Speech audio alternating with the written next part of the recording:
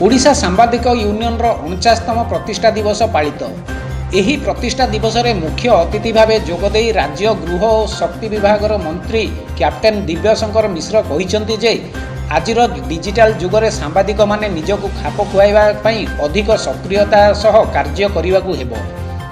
Corona कटकणा को मानि ओयूजे भवन रे अनुष्ठित प्रतिष्ठा दिवस उत्सव रे राज्य सभापति प्रसन्न कुमार महांती सभापतित्व करिथिले। सांबादिक मानक सामाजिक निरापत्ता उपरे गुरुत्व आरोप करिबा सह अवसर पर सांबादिक मानक पई पेंशन लागू करिबाकू सरकारक ठारे दाबी रखिथिले। वरिष्ठ सांबादिक रवि दास राज्य में तुरंत सांबादिक सुरक्षा आईन लागू कराजिबा सह सांबादिकता पई एक मुक्त अबाध परिवेश सृष्टि कराजिबा उपरे गुरुत्व आरोप करथिले। एही अवसर में ओयूजेर सुवर्ण जयंती लोगो को दिव्यशंकर मिश्र उन्मोचन करथिले।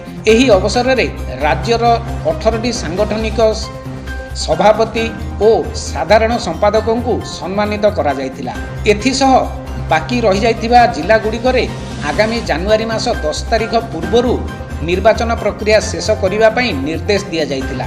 एही अवसर में ओयूजे भवन निर्माण पई जाजपुर यूनिट पक्षरु 20,000 टंकार सहायता राशि जेयूजेर पूर्वतन कार्यकारी सभापति अभयपति प्रदान करथिले।